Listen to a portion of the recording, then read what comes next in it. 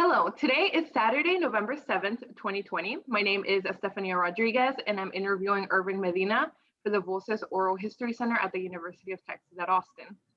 Please know, Mr. Medina, that this interview will be placed in the Nettie Lee Benson Latin American Collection at UT Austin. If there is anything you do not wish to answer or talk about, I will honor your wishes. Also, if there is something you want to talk about, please bring it up and we'll talk about it. Because we're not conducting this interview in person, I need to record you consenting. So I'll ask you a series of 5 questions. Please say yes, I agree, or no, I do not agree after each one. There are 3 questions we need to make sure you agree to before we go on. First, Voces wishes to archive your interview along with any other photographs and other documentation at the Benson Library at UT Austin. We will retain copyright of the interview and any other materials you donate to Voces. Do you give Voces consent to archive your interview and your materials at the Benson Library? Yes, I agree. Do you grant Voces copyright over the interview and any material you provide? Yes, I agree. Do you agree to allow us to post this interview on the internet where it may be viewed by people around the world? Yes, I agree. Okay, great. And now on to the other 2 questions. We have many questions in a pre-interview form that we have already filled out. We use that information from the pre-interview form to help in research. The entire form is kept in a secure Voces server. Before we send it to the Benson, we would have stripped out any contact information for yourself or family members, so that will not be a part of your public file. Your public file will only be accessible at the Benson Library. Do you wish for us to share the rest of your interview in your public file available to researchers at the Benson? Yes, I agree. And on occasion, Voces receives requests from journalists who wish to contact our interview subjects. We only deal with legitimate news outlets. Do you give consent for us to share your phone number or your email with journalists? Yes, I agree. Okay, great. So let's start first. Tell me about your childhood and life growing up. How did you get to where you are now? Yeah, well, obviously that's a long story. So I was born 3rd youngest, I guess, family of 5 in total in Killeen, Texas. Yeah, but I think a lot of context for that I think might be helpful. So my parents, both of them, immigrated from Mexico twice actually. So once the first time in, I want to say 1989, they arrived in California, where my older brother was born there in East Los Angeles. They lived there for about maybe 2 years, I want to say, going off the top of my head. And then things in Mexico, I think, started looking up for them. At least there's some prospects for them there. And so they returned back to Mexico. They returned back they arrived and lived, I guess, with my grandmother in Aguascalientes, where they had a fruteria. My mom also did some accounting for some small businesses in the neighborhood around. And then I guess in 95, that's when my sister was born. She was born in Aguascalientes there. But I mean, soon after, Mexico started defaulting on its loans. They lost their business. They had to sell the fruteria and everything. And I think it was then where they decided, okay, let's try again. By that point, my aunt had already been married with someone who was, I guess, joined the United States Air Force. So he got his citizenship through there. So she was stationed in, he was stationed in Fort Hood at the time. So Central Texas, right next to Killeen. And so they went there, just followed my aunt, I guess, since they wanted to be with family there. And yeah, I guess that's how they ended up in Central Texas. We actually grew up in Coppers Cove. So a smaller town right next to Killeen, right next to Fort Hood still. And yeah, eventually I was born there. And yeah, I think it was very interesting. I think it's obviously played big impact on my life is because during that time, there weren't a lot of, at least in the early years, just a lot of immigrants, a lot of Mexican immigrants. I mean, I think the area is more diverse than you might have in like other semi-rural Central Texas places because of the military base, but it was still predominantly white, and not a lot of people that look like me necessarily, I would say. And so I think that really impacted me, right? So I often felt outcasted or very different than, or I noticed that it was different than a lot of my other classmates. We were pretty poor at that time. And so I guess growing up there, I decided to push away, I guess, my heritage. I stopped speaking Spanish, just like stopped eating the food, Mexican food, any food that like my parents had. And yeah, so I think that kind of idea of, okay, let me just like try to assimilate as much as possible. So any difference that might have been noticeable. I mean, obviously I'm not white, but just anything I could do to kind of push that culture aside, push those differences so I wouldn't be viewed as different, was something that like I did all the way up until high school, I want to say. Yeah, but I guess going back to like, how did I get to where I am now? I was fortunate enough to just my family just be very supportive. Being the youngest, I think also made things a lot easier for me. So not a direct choice, I guess, in not learning Spanish so much, but like just both of my parents worked. So during the summers and stuff, my siblings were the ones who would take care of me. And by that point, they had already spoken English. So I was getting a lot of more, I guess, exposure to English than Spanish. I feel like both of my siblings had gone through ESL. I didn't have to. The ESL programs, I didn't have to because of that. And I'm not exactly sure. Like I think about that now, especially as I'm studying education, studying all these different ESL programs and being ready to take my certification exam. Just like, how would that have impacted me knowing that like I was so against like any of that stuff? Like, because my brother, he said he felt very outcasted, and so did my sister because of those programs. And so like I think that might have just exasperated that stuff. But that being said, just I think a lot of support was just given to me from everyone. I remember sitting down immediately after getting home. I had to do all my homework, and then it would be sitting on my brother's bed when he got home for him to check it over. My parents made him do.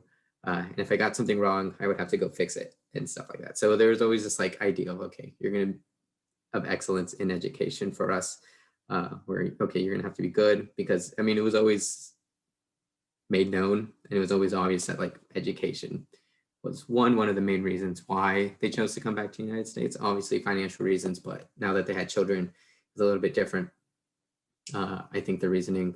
And two is just like, okay, if we're going to try to get out of not poverty necessarily, because I don't think we're in poverty, like the legal definition, right? We're definitely poor, especially I can't imagine with 3 kids being undocumented as well. Like the stress my parents were under like constantly. And yeah, and then I was also fortunate. A lot of my family from my mom's side ended up moving, slowly immigrating to Coppers Cove. So I had family, the fortune of having family, and again, that support constantly there. And I think that that's really what was very impactful and like kept me on this track where, okay, though I might not like outside of that like group, of my family didn't feel like welcomed. Like it was always very important to have that support when I was like, when we, after Sundays, when we'd go to my grandma's house or menudo or something like that. And just like maybe watch like a Liga MX game, all that stuff. Like looking back on it now, it's like I used to hate going to her grandma's place because she didn't have like anything like really fun, but like it was definitely important, I think, to have that. And yeah, so I think that support just like lasted. I mean, it's still there. But yeah, going back, I guess, to where I am now, where I'm studying to be a teacher in my master's program. I think it was in high school when I first like realized like education was like something I wanted to do, really, because I had a Spanish teacher who literally changed my life. Like she was the one who, because I didn't have a Latino Spanish teacher all throughout until high school, my sophomore year. And just like having that, her sharing she was Puerto Rican. She grew up in Long Island. And so she shared a similar story where she felt like she often had to hide who she was, hide her culture because of that. But she ended up studying Spanish in the military, deployed there. That's a big story. It's like everyone who stays there is often because of the military. And yeah, and just having that was like just super transformative. Like having someone who could like actually share that story and like those similarities with me, I was like, wow. Like I knew it was important, education was important, but like the impact of like actually being impacted and like having a connection with a teacher that kind of shared a similar story to mine, and like a battle that I think was like having with myself every day was like, okay, well, I want to do that for these people, I guess. Yeah, I don't know. That was very convoluted. Okay, I want to go back to something that you said about how your siblings felt outcasted because they were in ESL. And so did you see that they also went through a similar pattern that you did trying to assimilate, separating themselves from their culture, or do you think this was a different experience for them? Yeah. So I think for my brother, it wasn't that much. He very much like recognized I mean, and he, I guess, started growing up, started going to school in Mexico when he went back. I think he was around that school age time. So he went there for maybe 2 years. And so I think he mostly felt outcasted just because he couldn't speak the language, English, and he didn't really have friends. I think because of that, I remember him, not necessarily because of the culture, but just, I guess, our financial situation, him expressing how like he often felt embarrassed because we would have to like, he would get hand-me-down clothes from like cousins instead of like something new or anything like that. So I definitely for my brother, that wasn't the case, but I think for my sister it was a little bit different. For basically her first 19 years, I mean, she was undocumented United States. And so her relationship, I think, with our culture was very, very different. I think a lot of times we've had conversations where she's expressed now that like she kind of felt resentful about being Mexican because of that. Just because like, especially during high school, her friends were talking about applying to colleges and different things, and she had to stay at a community college because like she didn't have that financial aid to do that. She couldn't apply for FAFSA. The TAFSA wasn't sufficient enough to get to the school that she wanted to go to at the time. And yeah, but like I don't, even her, I don't think she really distanced herself as well. So yeah, I'm not exactly sure why like maybe that happened to me, but like but there definitely, I think each of us kind of had our own unique situations that kind of led to these different outcomes. But yeah, my brother always, I mean, he spoke Spanish, grew up speaking Spanish. My sister, again, similar like me, didn't really, they could understand it, could speak it more or less, a little broken, but it wasn't until like we started taking like Spanish in high school and stuff like that we started feeling more comfortable and even trying, I think. And yeah, and I think that's a big difference. It's like, and that's affected a lot of like my interest in, I guess, as well. It's just like being in a mixed status household where you might like typically get the older like sibling who might have been like undocumented, but like the fact that the middle one was, so like seeing my brother going to college, being able to graduate, and then knowing that she wouldn't necessarily be able to do that, I think was definitely hard on her. Yeah, maybe not do that in like that in like immediately out of high school. Now she has, but like definitely she that was a rough period, I think, for my sister. And again, you don't have to answer any Mhm. question you don't want to, but you said your sister was undocumented for the Mhm. first 19 years. Does that mean that she is a DACA recipient now, a resident, or what? Yeah, so she's a permanent resident. I think it was it was in January after she graduated high school. So yeah, so she now is a permanent resident, and I think she's just applied or is about to apply to become for her citizenship now. And what was that process like for your family? Was there a lot of joy or excitement or what? Yeah, I think it was a lot of nerves, right? Is because it's kind of a weird thing because so when my brother was 21, they immediately filed, I think, for my parents, um, and and yeah, I, I think there was a lot of joy. I also don't. Another thing is like I wasn't entirely aware, I think, for most of my childhood of their status. Um, and so I think, how old was I? It was maybe like 11, maybe. So I was a little confused as like why we would go to Austin every time and had to sit in this office. They were meeting with like immigration lawyers at the time. And one I completely remember, and I think it's often true, especially for like the oldest child of immigrants, it's like where you often like have to turn in the become the parent for your parents. But like one time there was this immigration lawyer who just like was speaking down. I remember to both of my parents, like saying like how lucky you are, or like, and I think he said some like just offhand comment. I'm not exactly even sure what he said. Um, but everyone got upset, and then like my brother just like went off on him. And I think it was like then I was like, okay, well, I knew we were always like cautious and stuff, but like I think that helped me realize that like okay, there are like people who are like actively like hate us or like don't want us here. And so for me personally, I think it was just a lot of like self-discovery. Obviously, I was very happy once they got it. I can't remember, maybe it was 2003, not 2013, maybe 2012 when they received their green card. And yeah, it was definitely very happy. That summer, they went to Mexico for the first time since leaving. It was a very emotional experience, I remember.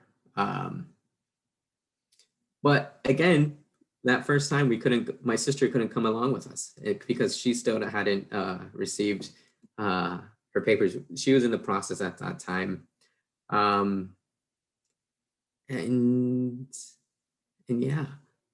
But for my sister, I remember specifically, I didn't go with them, but she had to go to Juarez to do her like an interview there. So her and my dad drove all the way to El Paso. My dad, they like stayed the night in Juarez or whatever, a couple of nights there as she did the interview. And I remember getting the call back, or my mom getting the call back, because at that point, I guess during that weekend, it was just the two of us there because my brother had already graduated. He was at UT or something like that. And yeah, it was just like by that point I knew how important it was so it's just like very glad because like, sorry. um,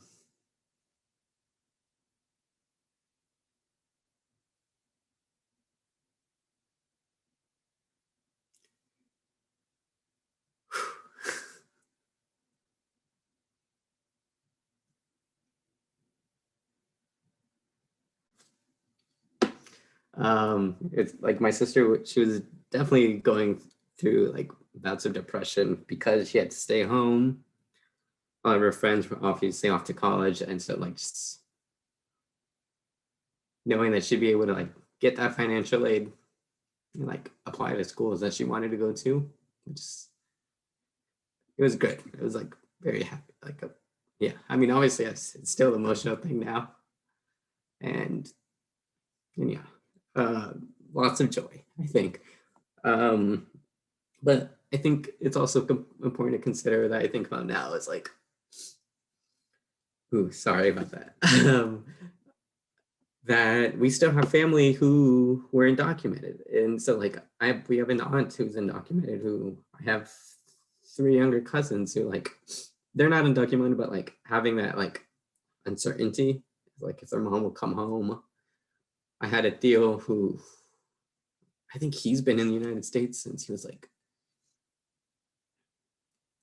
17, I want to say, but he wasn't undocumented. And then was it last year? I think it was last year in February where he got deported, and so now he's back in Mexico. And so it's like obviously a lot of happiness, but like within my family, it's still like I don't know. It's interesting to just see. So what's yeah. And so I also yeah, I have cousins who are also like starting to have reached that age 21. Now I have like uncles who are like filing and stuff. So it's slowly happening, but like it's still like an emotional deal where like, okay, something can still happen between then where they won't be here anymore, I guess. And so yeah. Lots of emotions attached to it, but specifically during that time, lots of joy, I think. I just want to say thank you so much for sharing all of that. Yeah. And there was no need to apologize at all. And so I guess something that I wanted to ask, you said your parents got their citizenship around 2012. I'm assuming this is when you were around 14-ish years old approximately. And so you also said this is about when you would have started high school. And you said that high school was when you started to reconnect with your culture and your heritage. And I was wondering if this is somehow connected, or what started that reconnection? Yeah. So just I guess for a clarification, they still haven't gotten their citizenship. They're in the process of applying now, but they're permanent residents then, I guess. But yeah, I want to say that the connection, I never really thought about it like lining up in that same time. And so that might have been helpful. But what I've always credited to is having that Spanish teacher, and just like realizing like how like childish it was, how foolish it was. Like I made these decisions to do that. I was like, one, I'm in Spanish and I know these things, but I don't know these things.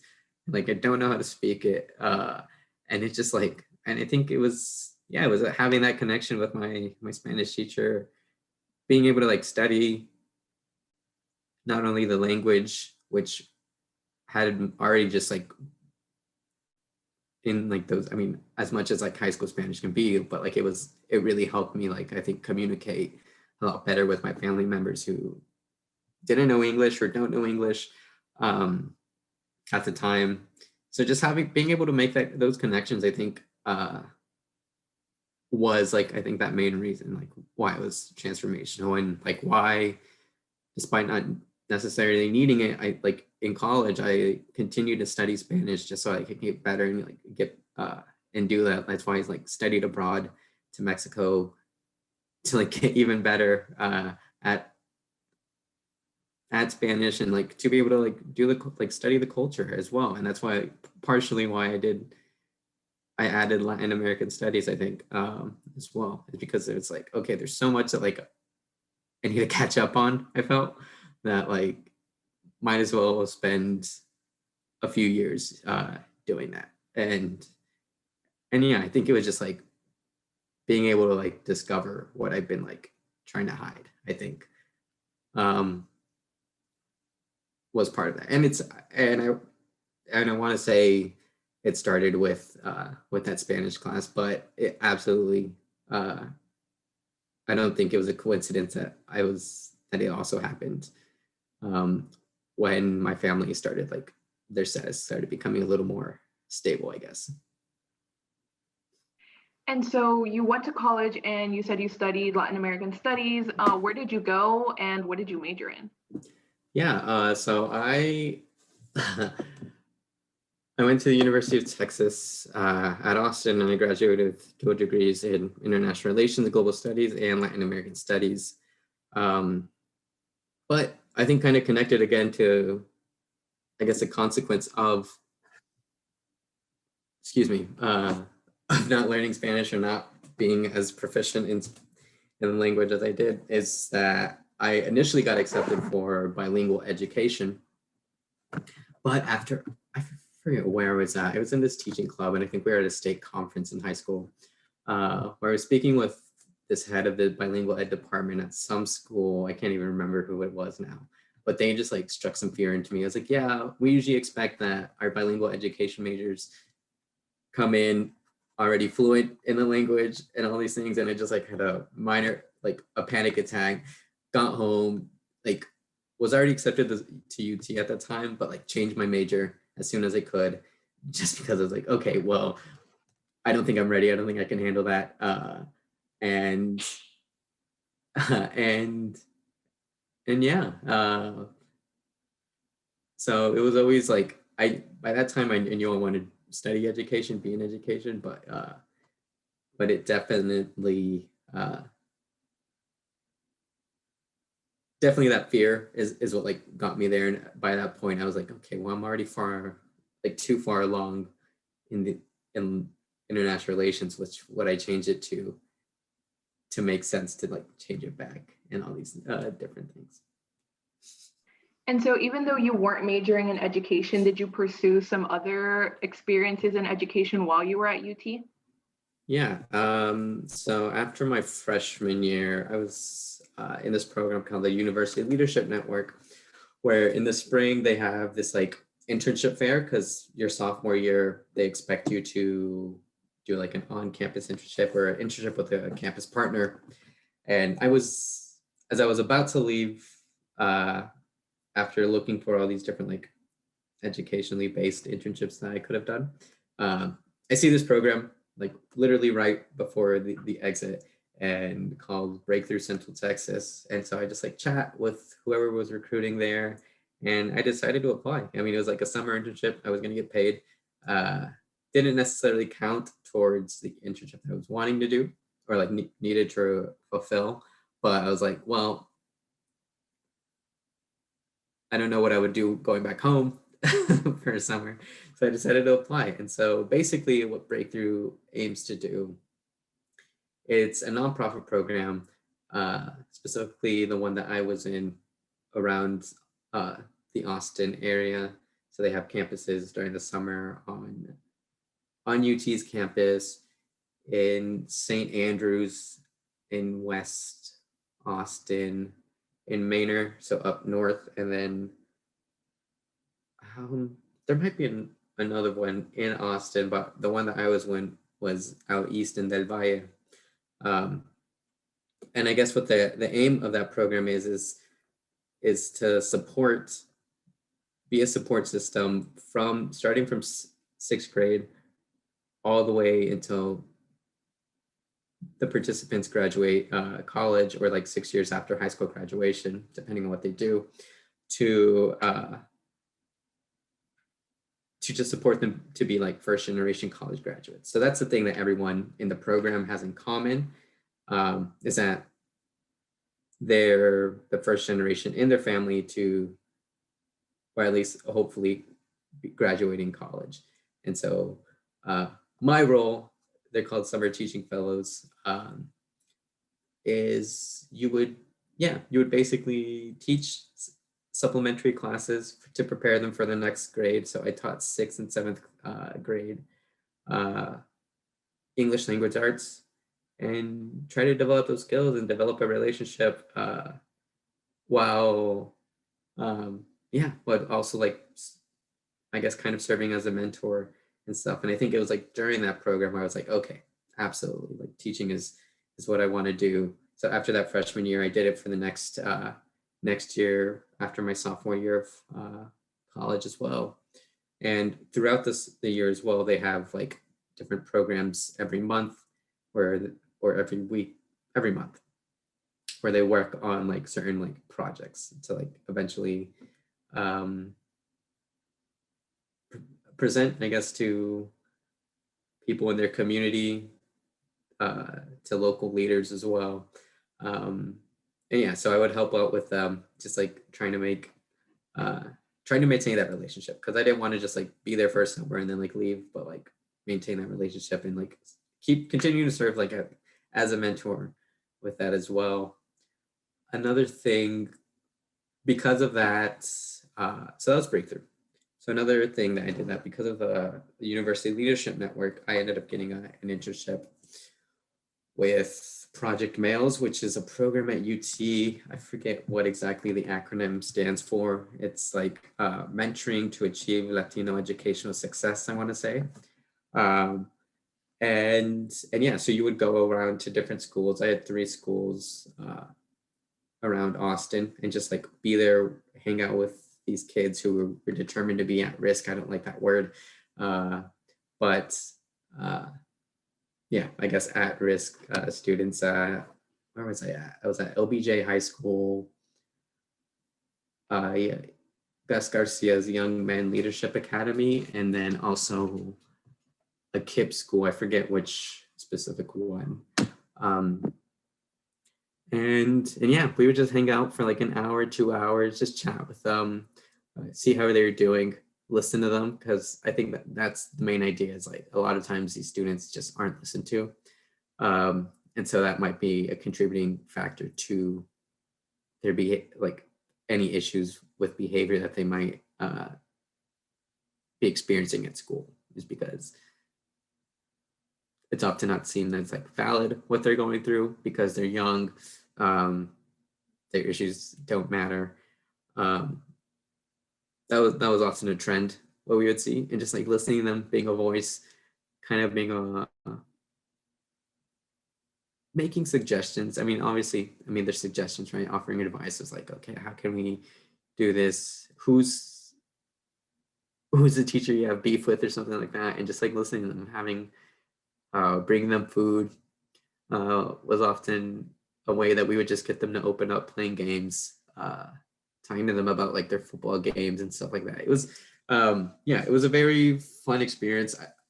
It was hard because I'd have to take the bus there and back, so I was always just like rushing, so I didn't always feel like I was like present. But I think those relationships, I think I was only there for a semester with Project Males, but like even then, like it just like continued to show that like mentorship is like such a big role, and it doesn't have to necessarily come from a program like that. Like I think now, as I'm like working with students like full time, that I think one of the biggest roles that a teacher can have as a mentor, right?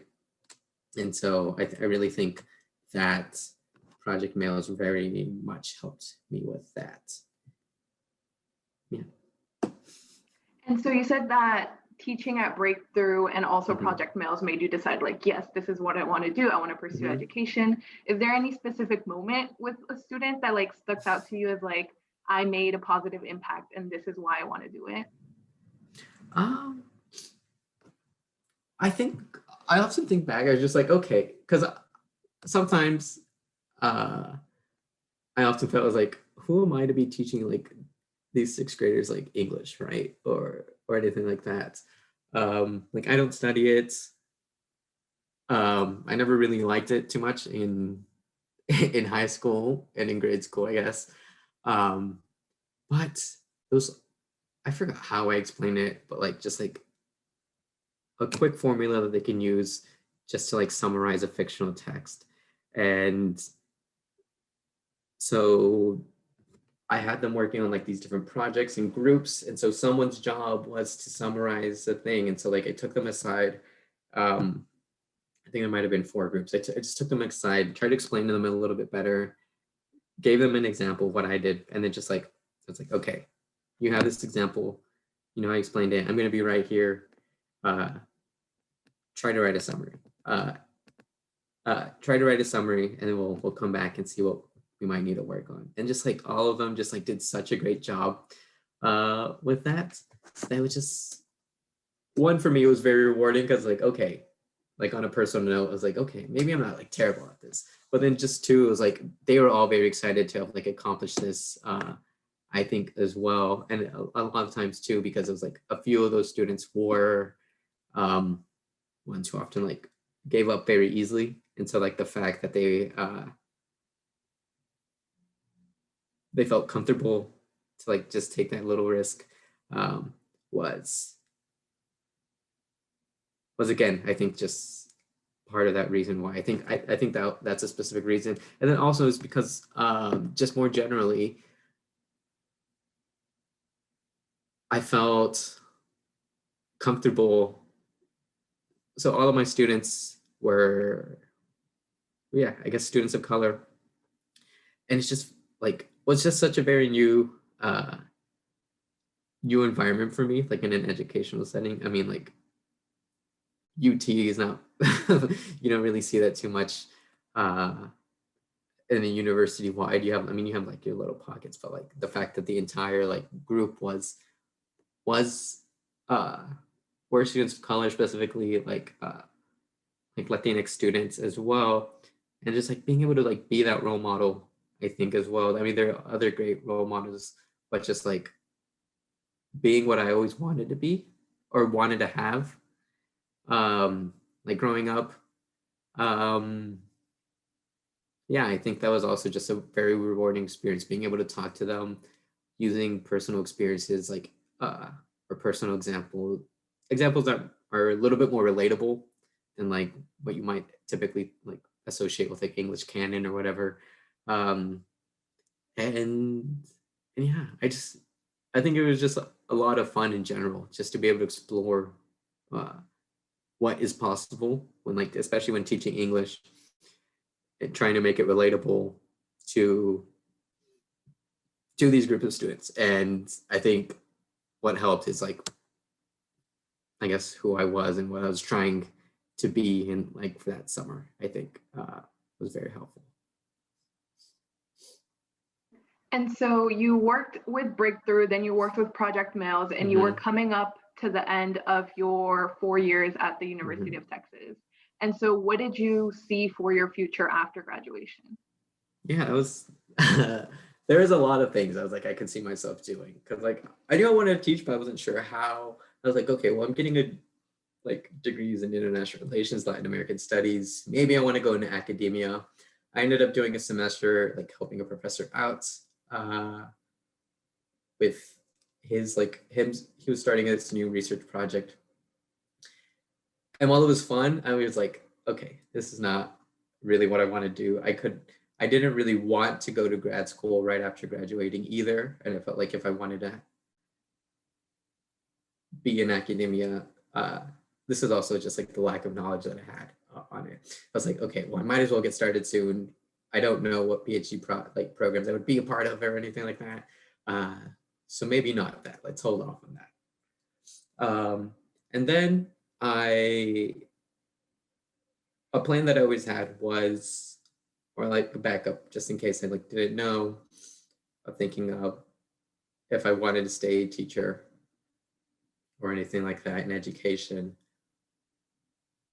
was like, okay, let me just do Teach for America for 2 years. So at the end of my junior year, I applied for the early admission program. and so I went through that application process. I would meet with a recruiter to check um, my application and everything. And so I sent that in, not exactly sure, maybe April, around early April. And so a month later, I had my interview. So this was in May. Um, and and yeah, and at that point, I was also just like looking at different like alternative certification programs, uh, just to see what my options were. Um, and so that's kind of how I ended up at Urban Teach, looking at Urban Teachers, because they had that program had come to Breakthrough each summer, like with a recruiter, just to talk about these different like certification programs that are available. And I also had a friend from Breakthrough who she was doing it. She was in her first year and doing it in Washington. So I chatted with her a lot to like, okay, what exactly are you doing? What's it like? And everything. And I think just like slowly,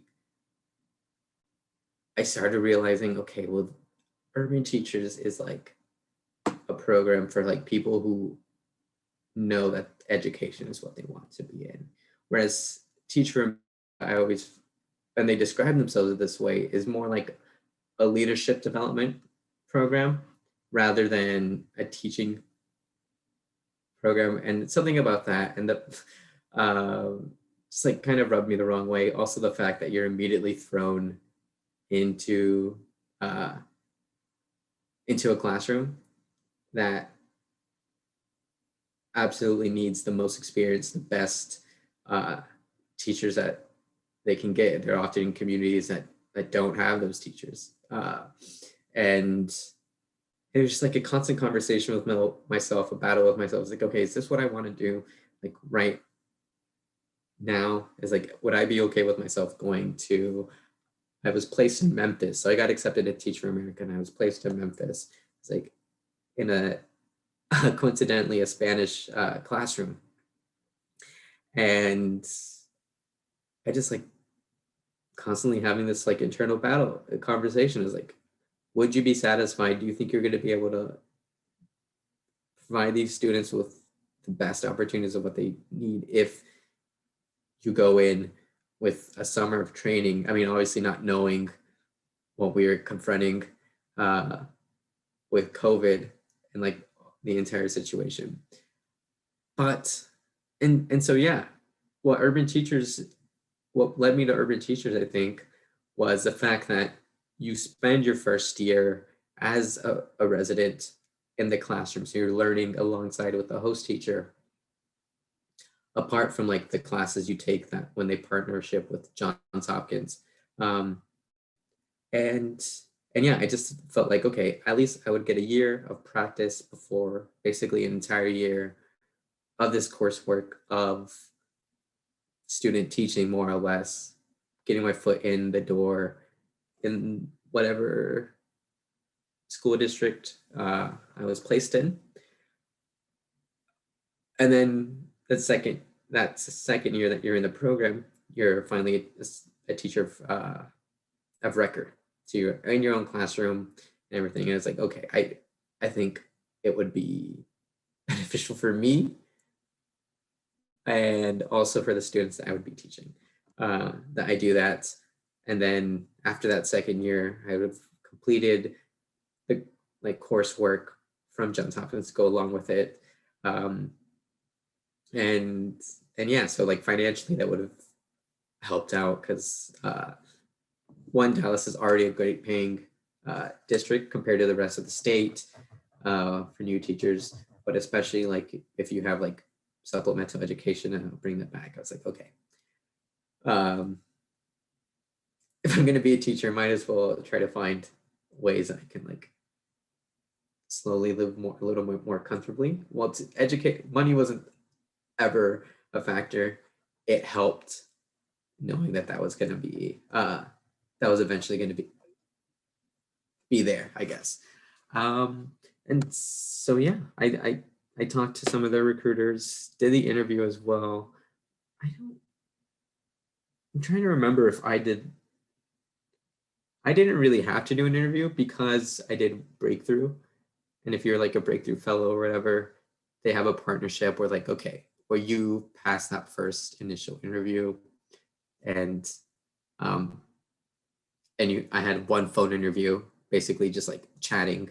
It felt like just like a conversation, in which, and then I got accepted, I guess, or like my preliminary acceptance. I had to do like other things, but like, but yeah, um, I think having that comfort, knowing that, okay, I'm going to receive an education that's going to help me in the classroom, and then I'm going to be in the classroom putting what that education actually into practice, or trying to at least, before I even have my own room, having all that responsibility as well, which is a lot more comforting. And I know that education is what I want to do. And at that time I knew it as well. So it's like, okay, might as well do it. And yeah, here we are, I guess, present day. Okay, so just to clarify, urban Mhm. teachers, with urban teachers, you get both your master's with John Hopkins and also teacher development training and experience. Okay. Oh, sorry. No, Yeah, so a part of that, so you get your, basically the classes you take at Johns Hopkins will help you get that certification, because you need a certain amount of hours to get certification. So it's like the residency does that, and then the coursework also helps out with that. And then the coursework also focuses, so we will get our special education certification and also our bilingual education certification as well. So yeah, I guess that's the entire package that comes along with it. so you had decided to do urban teachers. This was, I'm assuming, your last year of college, and then the pandemic hit. Mm. So when did you first hear about COVID-19, and what were your first thoughts?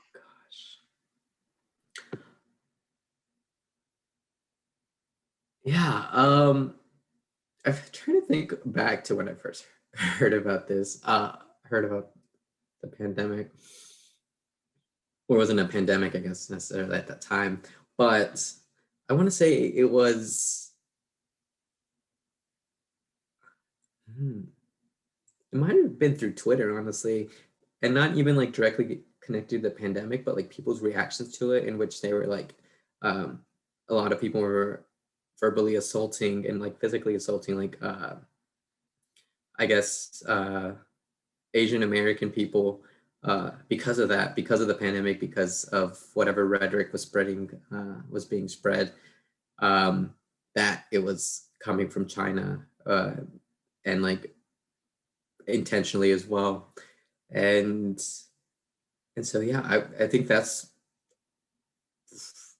probably my first exposure to at least the disease part. And then like slowly like things started, like, I guess more news started coming out as like more countries like started getting cases. Yeah, so I want to say that was maybe, oh goodness, late January, maybe early February. Yeah. And walk me through the first day that you realized the actual severity of COVID and the impacts it would have on your life. Yeah, I think it was, that's, here, let me take some time to think about it. I think I was home. I had just gotten home from class, I think. And so I'm just sitting in my living room, and we receive an email, from the university. I received an email from the university saying, that we're going to have extended, I guess, spring break, another week or so, I believe, or 2 weeks, I forget. And yeah, I'm just like, oh wow, okay. Selfishly thinking a little bit, it's like, okay, well, this is my senior year. Hopefully, it's like not bad, or anything like that. And yeah, I think that was just like every conversation that I had something to do with that, and like realizing, okay, this is starting to become like very severe. Seeing other universities, friends from other universities, like had that have already like taken steps and stuff, and like realizing all these different things, I guess, were going on. I think it was then, and then like finally that Friday, going to my work, like just like we had a weekly meeting on Fridays, and like talking about steps to. I was a peer mentor, talking about steps on like how to like still meet with our mentees, but through Zoom and stuff like that. I was like, oh, this is actually a thing that's going to happen. But funny enough, I think now thinking about it, it wasn't that exact week. It was the week before where I went back home. I came back home for a friend's wedding. I think it was there where I was just like feeling, it was like, oh, this is weird. Like there's a wedding right now. A lot of people aren't necessarily even concerned about it. Like, and just like showing like the stark like difference between like a rural Texas town versus like a city where like I think the threat was a little more looming. And I think by that time, I think Austin might have already had a few cases. And so yeah, I think it was then I was like, this is probably going to be like the last time. I didn't even feel normal then at that wedding, because the fact that there was a global pandemic happening, like already there. But yeah, I think that was it. And then also conversations with professors, like the weeks leading up to that, I guess. Things are just like starting to become clear. So that's why I'm kind of going backwards in time. Conversations with professors, like who are like the heads of their departments, like saying, oh yeah, there's no news yet, but like it might be that the semester is canceled, or like the semester turns like virtual and all these different things. And I was like, that's blowing it out of proportion a little bit, isn't it? And then, yeah, I think it's obviously very funny to think about now, but like, especially given the realities of like people like you might be going through right now, where it's like completely virtual. Like you didn't even have, I guess, the semester. Well, okay, well, Texas has different things, so it might not be completely virtual, but yeah. So I think it was those conversations, just like realizing is like, is it this serious? Like, I mean, obviously I was going to follow whatever like I needed to do to stay safe, but like it was just like a matter of like disbelief of like that this was actually happening right now. I don't know. Yeah. And so the university had decided to switch classes virtually, right? Mm-hmm. And it also made the decision to cancel in-person graduation.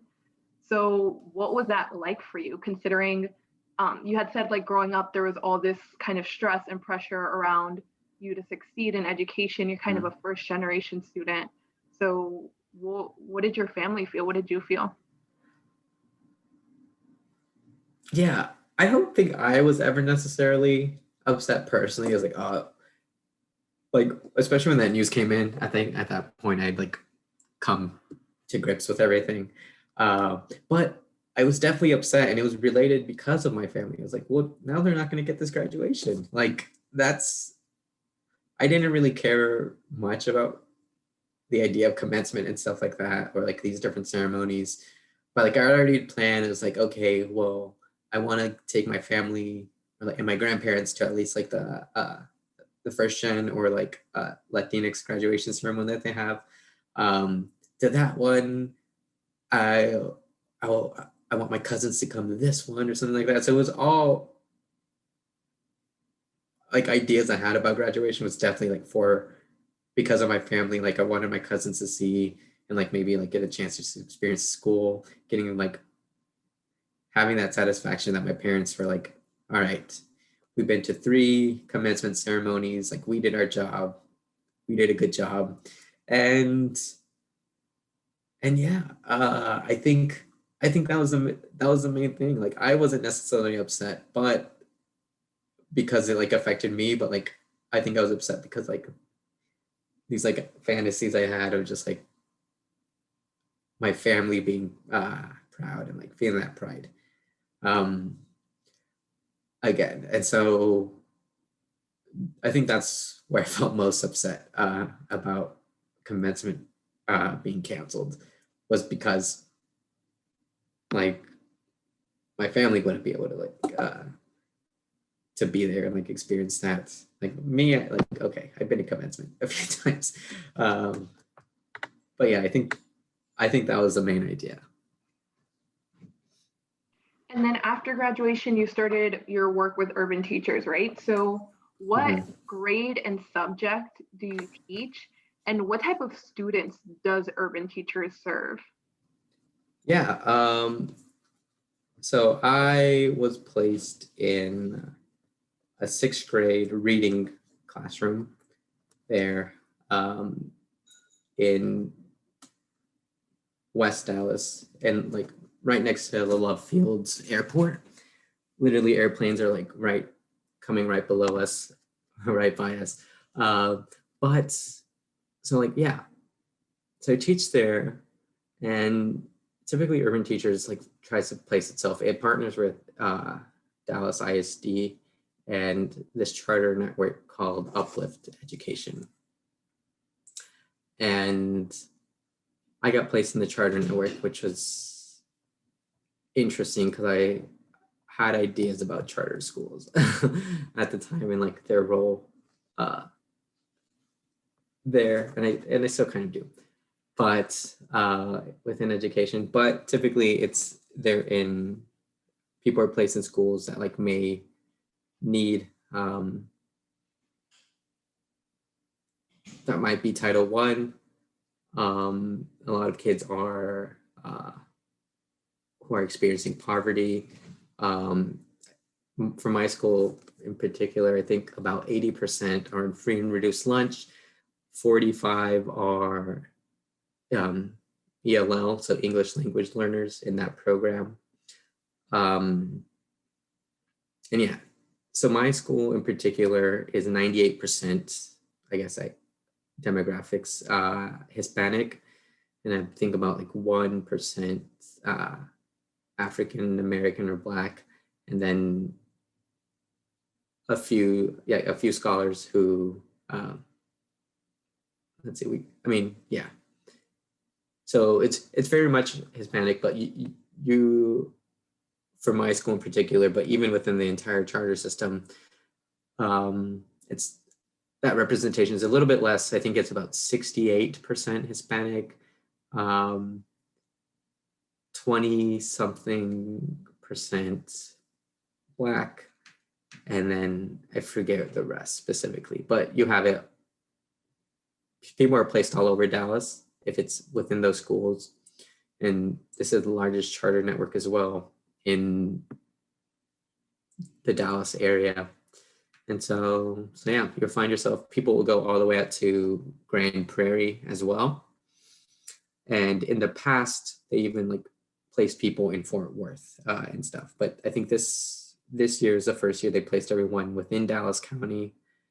Um, so yeah, it's typically schools that similar if like you're familiar with, I guess, Teach for America, where these are typically high need schools or schools that like represent that might be like underrepresented for some sort of thing, or like disenfranchised in some way. Yeah.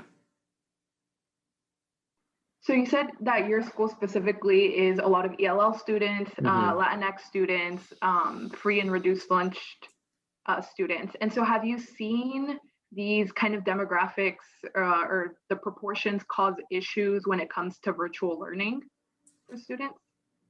Yeah, I think a big thing that we face and we still kind of face is just familiarity with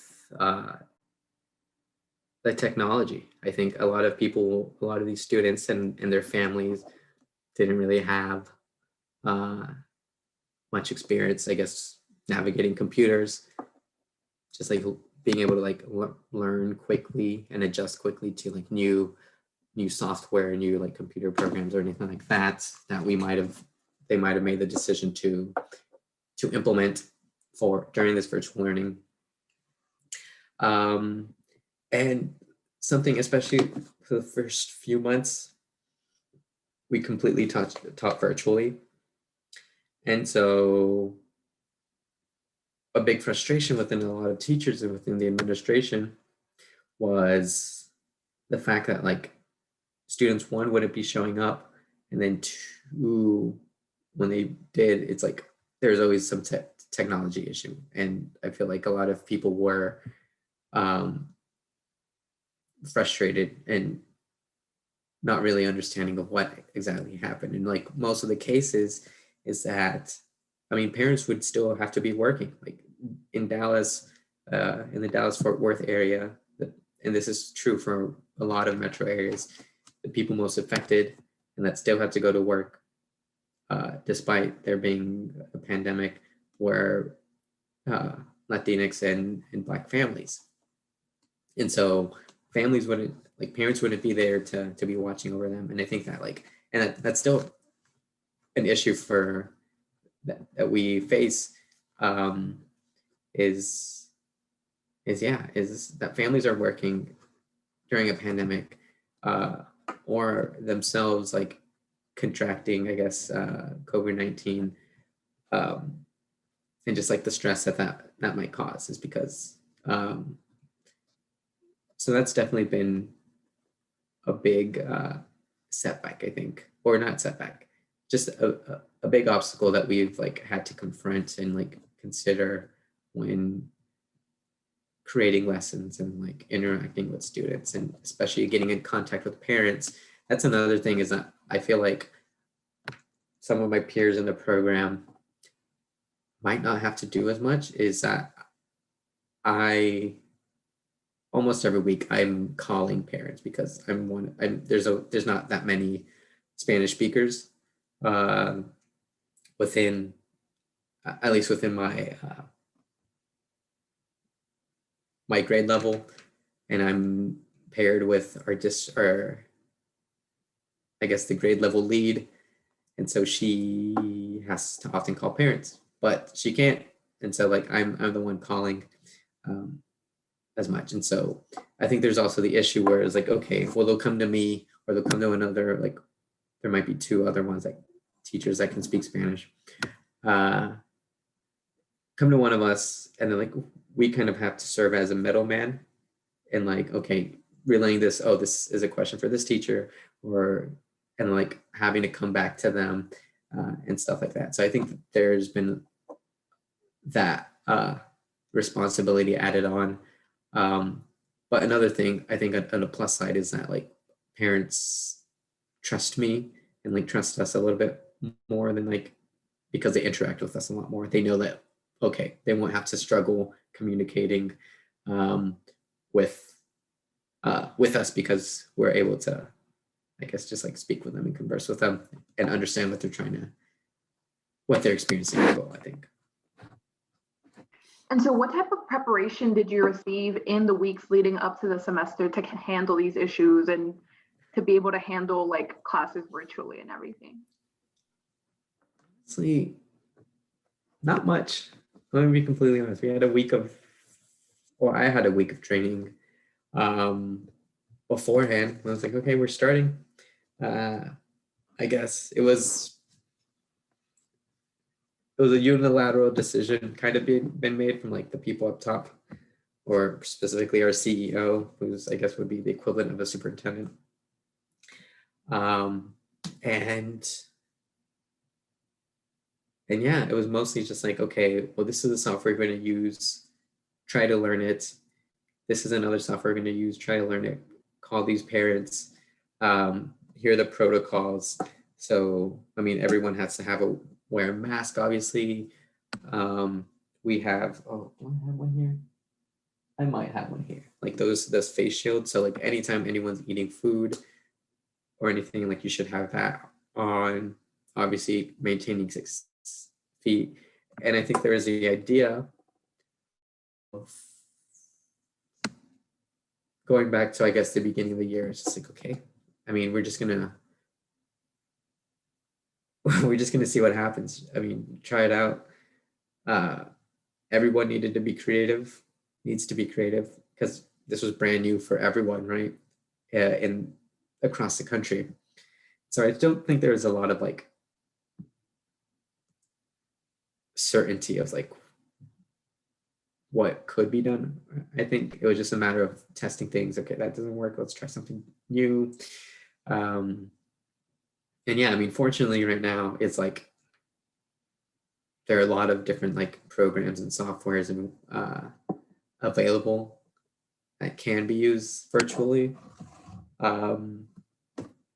That can kind of like aid in instruction, but yeah, especially those first years, it was those first few weeks, it was just a matter of, I mean, we're just gonna have to try. People don't know what's going on necessarily. What might work for one in one school in one setting obviously is not going to work for another one, especially in our case, where it's like, okay, these there's not a lot of like literacy when it comes to technology among these. They're sixth graders too, so like they're, I mean, the idea might be like, okay, they're always on like their phone and stuff like that, but like that doesn't transfer, right? It's like also there's like it's not the same type of things that requirement. If you're like on your phone playing games or like on a social media app, that's not going to transfer directly to being able to work on a computer for 8 hours and being spoken to like we're being spoken to now. And like still I'm teaching like this. I mean, typically sharing a screen or like having them follow along with something, but like it's definitely a thing that's still, I think they're adjusting to, despite there like being a sense of like routine. There's it's definitely wasn't a lot of idea and a lot of guidance on what we should what should be done, I think. And so can you explain a little bit the system y'all had? It sounds like it was like a hybrid model, like you guys were in person but also teaching virtually. Can you explain that? Yeah, so I think in the first 2 months, month and a half maybe, we were exclusively virtual. So I was teaching from home here at my desk. The students were learning from home as well. If they needed it, every scholar got a Chromebook and a hotspot, which they're not, I don't know if you've ever used a Chromebook, but they're not the greatest piece of technology. They're cheap, and that's why schools have them, because they can buy a lot of them for a very low price. But also the hotspots just like weren't reliable. And so if students didn't have internet at home, that's what they had to resort to. And yeah, and so that's kind of basically what we did for like that first month and a half. And I think no, I can't, not exactly even sure when.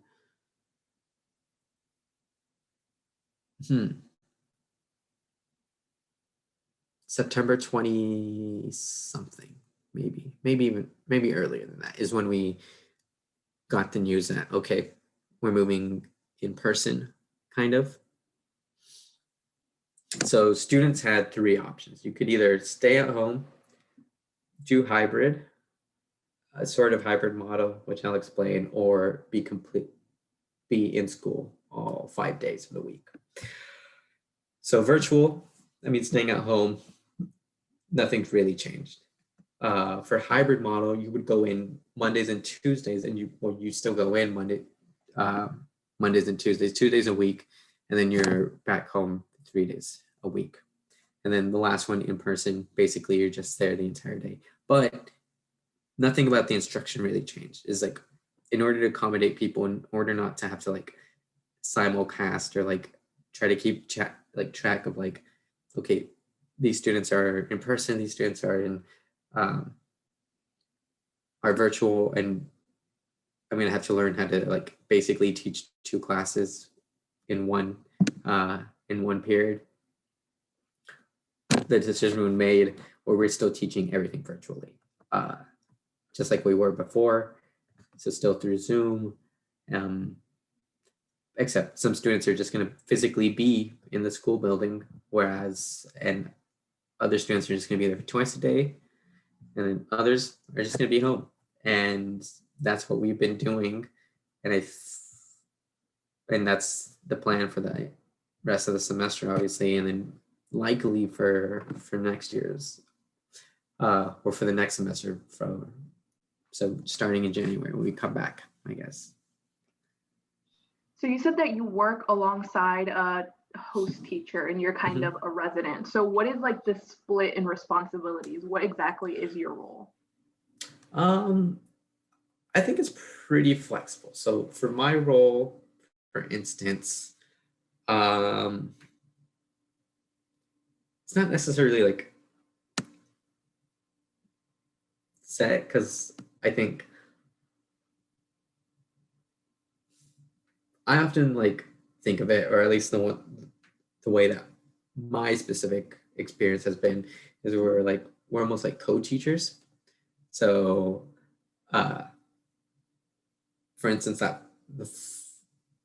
in my reading classroom, we've been reading like short stories of fiction. So that first lesson, first short story, my host teacher basically ran the entire thing. And then as we slowly began, I guess, moving on, uh, we worked together. So we planned together a lesson. So I would teach certain days, she would teach other days, and then I eventually taught my own lesson, entire like short story, and like planned that by myself. Um, and we just finished with another one that another short story that she completely did by herself. So like it changes depending on the week, honestly. But I'm kind of there just like to offer a helping hand and like be an extra like person that students can go to in the classroom. So like oftentimes if she's leading, I'll be monitoring the chat. So they'll be coming to me, taking attendance as well. And yeah, and just like being there to answer any questions that like maybe she's like giving instructions or anything or something like that, where um where she might not be able to respond to immediately in the moment. So they come to me, and she often fills that role as well. Um, and then outside of that, like I said, so she's like the department or like grade lead, the lead teacher in that. So she has plenty more responsibilities for that, meeting with like admin like every week to like discuss like plans, like when she reaches out to us. But like also because I'm there, I'm kind of also getting experience to that. Like I sit in on those meetings, um, just observe, not really like say anything too much, but like if there's people we need to reach out to, I'll also like I said, send phone calls to, send emails, and then I think also I'm just kind of moved around wherever they need me. Now that we're in person, I'm often like a substitute for some teachers if they need to be out for some days because every day we have to like do this like check-in online where if a teacher gets a red screen, you get like green or red. So like to check for like COVID symptoms, I guess. So if the teacher gets one and we weren't sure that they're gonna be out, it's like, okay, well, let's grab their two residents uh, in the middle school. So they usually come to us and which we will lead those classes. So I've led like a seventh grade reading class as well, or just like sitting in on a pod as well. So I am with a hybrid pod on Mondays and Tuesdays. So I have 5 children in my room who I'm kind of like responsible for those times as like we're also leading class and as they're in their own classes as well. So passing out lunches, making sure they're I don't know, just following safety protocols and stuff like that. And yeah, I often use that time to like form relationships with them as well, since I get to be with them in person. But also, I'm like bathroom monitor. I'll just step in to relieve people of like if they need to go to the restroom real quick, just like watch the class. So yeah, they have us in a lot of different places right now. So so teacher aide, maybe substitute sometimes, teacher sometimes as well. But my experience is like kind of different than like my peers as well. They are barely in November now. Some of them still haven't even like led the class necessarily by themselves or anything like that. So each experience within the program is completely different. It's just like my host teacher, I think, not taking advantage of, because that means like it's a bad thing, but like it's giving me a lot of opportunities to like have a leadership role, I think, within the classroom, which I really appreciate. It's like a lot more hands-on, I think. So before you started doing all these different roles, like once you were in person, the very first day of the semester when it was all virtual, what was that day like? Did you see any problems arising within your own classroom? Yeah, I'm gonna pull up my planner just like to get an idea of put me back into that time. Yeah, actually those first days were half days. So literally we would meet, not even half days. We would meet for our advisory, kind of like a homeroom. We'd meet for advisory, which might have been like a 30-minute meeting. And then the official first days of classes is we would have Zoom meetings with scholars individually and their parents. So it wasn't like that intense or anything like that, because like the official first days were just like meeting with scholars, kind of getting to know them, and just figuring out what they needed to do, what we needed to do to help them, I think. And then as the weeks went on, we started like slowly having some looking now. So like that was August 10th was our official first day of school. August 17th is when they started coming to classes to like their different periods. So again, we had like an advisory, just a 30-minute like welcome session, like back introducing ourselves. And then they spent the next hour, well, not even hour blocks. What are those? Just 30-minute blocks with the different teachers. So we have a split schedule. So they have like A days and B days. And so they would be with their 1B teacher and then 2B teacher for 30 minutes. And then, yeah, that's essentially what the process was for those first few days. So I think it was a little nerve-wracking, but like honestly, the stakes were so low, there was not much expected, just like introducing ourselves, not even like setting expectations too much, just like, okay, this is Zoom, this is what we're gonna be doing. Maybe introducing what the class is kind of might look like. I mean, I think at that point, not a lot of people had ideas. And then by the time, I mean, 30 minutes is it's a short amount of time teaching. And so yeah, I think I was pretty calm. I think I didn't know what to expect as well. And so that's why I was like, okay, well, there's nothing to really be anxious about necessarily, because this is new for everyone. And I think that was kind of comforting to realize that just everyone was going through, all these teachers across the country were going through a very similar situation. Yeah, so not a lot of nerves, but definitely just like, I mean, you're just gonna go along for the ride, I think. And in that first week when you were doing all the calls with students and their parents, like individually, was there like common concerns that parents had or worries that they brought up, or were they more just wanting to hear from you? I think, yeah, I think they just like wanted more information, like what's this gonna look like? And unfortunately at that point, like I said, like we weren't entirely too sure as well what it was gonna look like.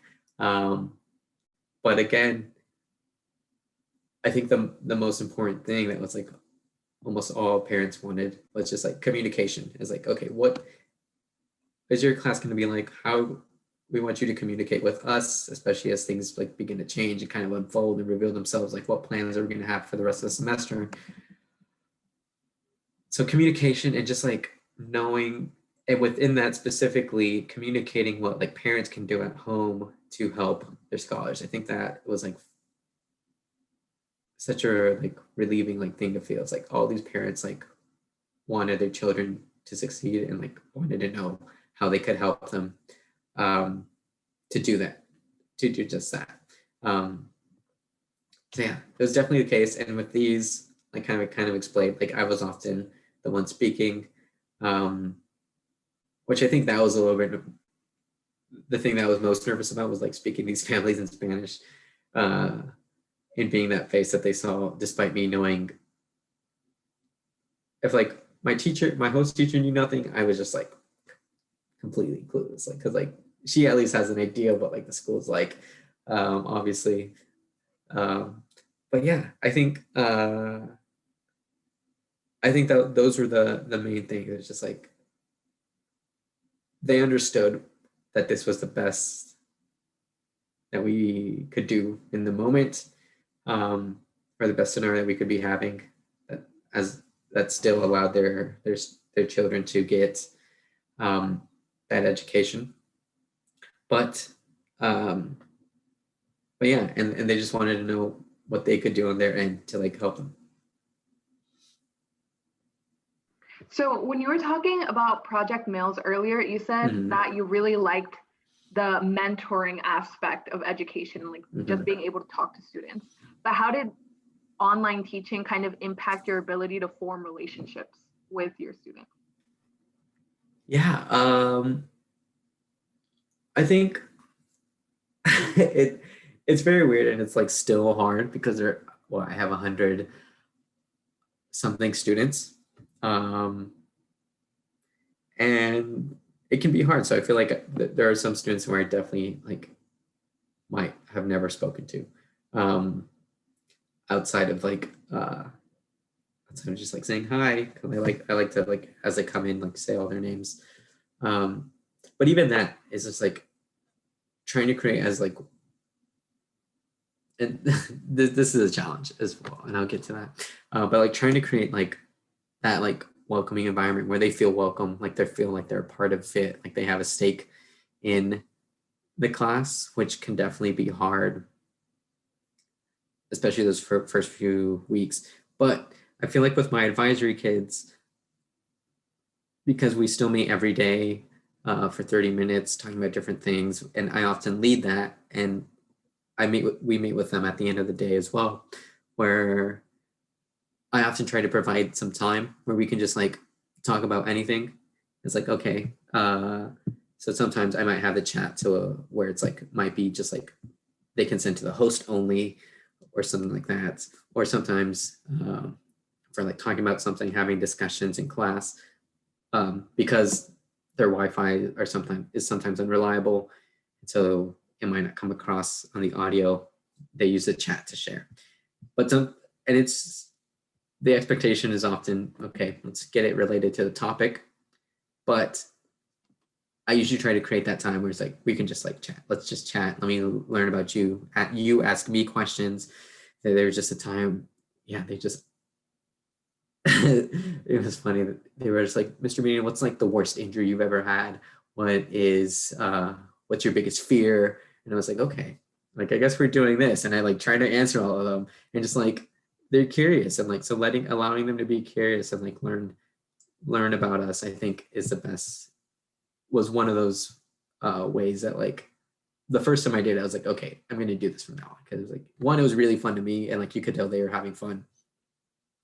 And yeah, just creating that space, because I feel like so much of it is because we only meet for an hour instead of like an hour and a half, like if we were in person, um, where there's not a lot of time for that often in their classes, so they're often just sitting down, and I feel like there's that like feeling where they have no role in their classroom, and that can often lead to like them just being unmotivated, willing to learn, not wanting to learn, because not because they did anything wrong, right? It's because it's just like on the instructor's fault. Like what? They don't allow for that space and for like the students to have that feeling.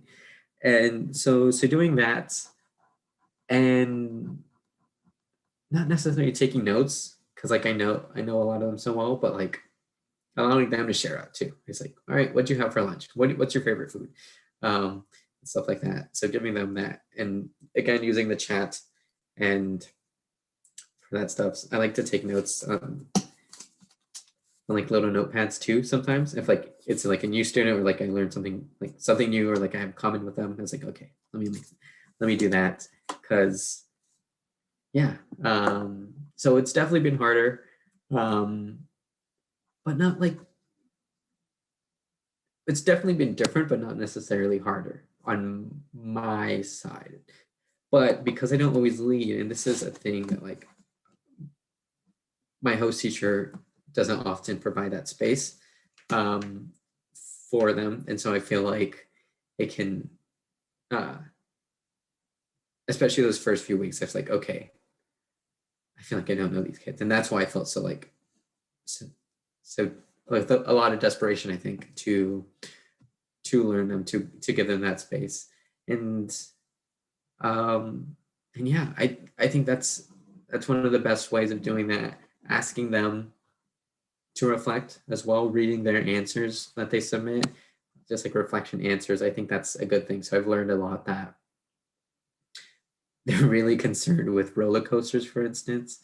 We were reading a story that like, I guess the theme had to do with like age and like wanting to be older or like thinking that things are better when you're older. And so I asked them, I was like, if you're older, what is one thing that you think like you would want to do? And so many of them was like, if I was older, I'd finally be able to like ride roller coasters and stuff. Like the fact it was like at least 10 students who mentioned this, and roller coasters have come up like a few times like since then in their answers. And just like knowing that, I was like, I mean, yeah, like those questions, which they're not often asked, unfortunately, is like one of the best ways I've like been able to learn about my students. And unfortunately, like not a lot of like teachers are like giving them that space to do that. It's just like, okay, let's get down to work. And then it's like, and this is the thing that like we're learning in the program as well. It's like how much are they actually going to be willing to learn? Are they going to pay attention if they don't feel comfortable, if they don't feel like their presence in the meeting is gonna is important, right? It's just like the students know they're smart, that you're teaching the same lesson to every single one. So it's just like it almost like it doesn't matter who's in the meeting, it's still going to be the same for you. So like trying to make it more personal, I think, in like the smallest ways, I think is the way that I've been able to do that. And so because of that, they've been more willing to share out, and relate it back to their personal lives, in which it's like a kind of like a cycle in which like I get to learn more. And so I think that's one of the like me just like taking advantage of the subject of reading, where that could be very easy. Like in math, it's definitely a little bit more hard, but like even then, the other resident, she's also made that same effort. Like we're taking similar classes, so she's also like being taught these like things of like how to create this space for students. And even then, okay, everyone said their favorite snack was Oreos. So when we learned about volume, let's use Oreos or something like that. And yeah, just like those little things, making it relatable in so many different ways can make, I think, is what makes it so much more of a difference, and is what like allows us to like continue to form those personalities. Something that I was told by an administrator, I think, that like I've kept in my mind to not do is like, remember, you can always be nicer. When talking about like classroom management, it's like, you can always be nicer in the future, but like, if you need to be mean, like be mean now. And I was like, okay, that's not going to allow us to like form that. By that time, they're not going to trust me. Like if when I decide to be nicer, when whatever's in, by that time, they know I'm to just stay silent. And because staying silent is a lot better than like whatever unpredictable outcome might come in place. And I think that's a battle that I'm having to do between like me and my host teacher, because I think she definitely agrees with that. You can always be nicer. And then here I am trying to like I don't know, I guess restructure that into a way where they can feel comfortable again. So it's definitely been hard and it's had its battles, but the students are willing to do that when they feel comfortable, when they feel welcome, and they feel important. Have you had to deal with any like disciplinary issues or anything that like require this like be mean now and like be nice later? A couple weeks ago, so like when I had the chat open and stuff like that, they were very enthusiastic and stuff like that. Good conversation. Then they come up topic and I see a link in the chat, and like nobody asked me to put a link in the chat. Like a student just put a random link there. I was like, hey y'all, just like a quick, just like, let's not put links in the chat. Nobody click that. I don't know where that goes to. Let's not do that. And another one appears.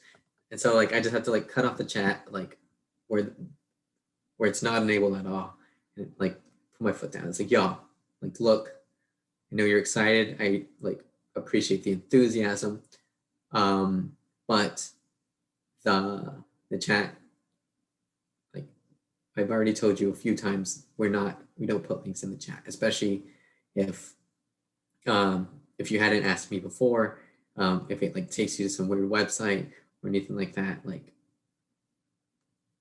let's like reframe that. Like I forget what I had to say, but like just like trying to reframe the enthusiasm for whatever they're trying to express into like back to the top, like on topic. And so that's kind of where like that space in which they can be where they can just share out, I think kind of has been able to combat that. But like me being mean or like putting my foot down, I haven't had to do that. I've had to take like students out to like breakout rooms and just see that he's like, hey, what's going on? Like you haven't been starting, you haven't been responding. There's something that we can do to help, or I can do to help you. And usually that's enough. And like they might not respond to me like verbally, but like in the chat, I was like, yes. And it's like, okay, what are you confused about? And then just like having patience, I think is one of the main keys, and one of the things I learned that like works for these students. It's like, okay, I mean, it takes a lot of time, but eventually they're getting there and they're doing the activity. And yeah, and just like walking them through that. So it's never that like anybody's like been acting out or anything, but it's more the fact that I think it goes back again. It's like they don't feel comfortable like sharing if they have a question or anything like that. And so if I'm able to taking them out to a breakout room and just letting them feel that comfort, or just like, all right, let's go through this. We're not gonna go back until we figure out what's going on, and just letting them share again. So nothing of the sort. I have been Zoom bombed a couple times. Apparently our links have been like put in like Discord chats or something like that. And so me not thinking, it comes in with the student's name. It's like, okay, this person might not be on the rosters. It would happen when like people were being reshuffled around. So I did that, and like people come, like students have come in, and this was only when I was subbing for like 7th and 8th grade, thankfully. But like, yeah, a student comes in or like put something like just like inappropriate in the chat in Spanish, and then it gets back to me or it gets to admin, somebody tells the parent, they tell admin, and it's like, okay, just gonna like when you record, it also records the chat, and like it knows you can do like a meeting report and everything. So like it knows who did it, and so like it's never a big deal. It's just a matter of just removing them in time, addressing it, and then like moving on, not making a big deal out of it is like what I found to be the best the best solution. And then yeah, so like no major disciplinary issues that I've had to experience. What was your reaction the first time you got Zoom bombed? Yeah, because it was happening for the last few weeks to other people, and I was like, oh God, it's not gonna happen to me. But like, just like be cautious. And so I was subbing for a Spanish classroom. This kids just took like their placement test, so some were being moved in, and like I was saying, so the roster wasn't complete. And so I just let the student in, whoever it was. They said something along the line is like, oh, I'm not even sure what it was. It wasn't even inappropriate. It was just like disruptive. And I was like, oh, and just like clicked on the three little dots when you hover over their thing, and just like remove from class. And I was like, hey, sorry about that. Don't know what that was. It's like continue working, because they were reading something or something like that. And that's what they did. They continued working, and I was definitely like a little flustered. Like after the fact that it happened, like thankfully, like just like quickly like take care of it in the moment. And then just like looking back on it when I like told my host teacher and everything, like I thought it was funny. And I think the students when we came back together, it's like, what was that? I was like, I don't know, y'all. And then we just had a quick little laugh, and then we continued on with the thing. So that was definitely a funny one. But then the second time, I was being observed by a professor from Johns Hopkins while I was teaching, and then a student came in. Don't know who it was. Oh my gosh, this is such a frustrating thing. Don't know who it was. They put something in the chat with like some explicit words in Spanish. A kid was right next to his mother. He shows his mother. I see her reading it. I see her typing out a message, and it's like, I remove them from the chat. Don't know what's happening, and yeah, so it was like having to manage, like go through that with one of my professors who like I admire very deeply and want her to like see me like do well, and then and then that happens. So it was like, again, I was like, in the moment, I think I was just like very frustrated. Because again, that day my host teacher was out, so like it was literally just me. And that was like the first time I had like a major issue. And then I get a text from one of the vice principals saying, hey, I just got a message from the parent telling me that that somebody posted something inappropriate in the chat. I was like, no, I removed them. Luckily I'm recording, and we'll get like the information afterwards. And then I realized at the end of class, I was not recording at all. And so it was just like things little piling up. So then that time I was frustrated. But to the students, I was like, hey, like I addressed it at the end. I was like, hey, y'all, thank you for like, I'm sorry about that, like that appearing in the chat. I don't know who that was, but we're going to find out. But like, thank y'all for being mature about it and continuing on. Yeah, so like, I think trying to ignore it, like it does nobody justice. Everyone could see it at the time. And so yeah, that one was just a little bit frustrating. But overall, it hasn't been that much of an issue, I think. So when your school district or your principal or whoever first told you that you were going to have to go to the school in person and start teaching these in-person hybrid classes, what was your reaction? Like, what did you feel? Were you scared? And what was that first meeting with students like? Yeah, there are a lot of emotions, and I think the first time, like when we got that news, I didn't know how to feel necessarily. It's like on the one thing, I was like, okay, well, what we're doing right now, I feel like wasn't working. A lot of students are just like not getting on. And a lot of those students were the ones that were like going in person. And so so maybe this will like be a better thing. Maybe they can like get their grades up. But on the other hand, it was just like, again, like kind of what I said earlier, where like the community with it, where my school and what like is and where my children come from, are the ones in like the Metroplex area who have been like disproportionately like being affected and getting infected with COVID-19 and being in those jobs where like they're more at risk to do that stuff. So it's just a lot of frustration in the fact that like the news came and the decision was made unilaterally and with like unanimous, so by our CEO, and then the board approved it unanimously. So it's just a lot of frustration with that. And like that I didn't even know like the extent of, because we got together like as teachers, a few of them like wrote a letter which we all signed, like the entire staff of our school signed it, sent it to our CEO, sent it to the board. And a lot of it was just like that there wasn't a plan to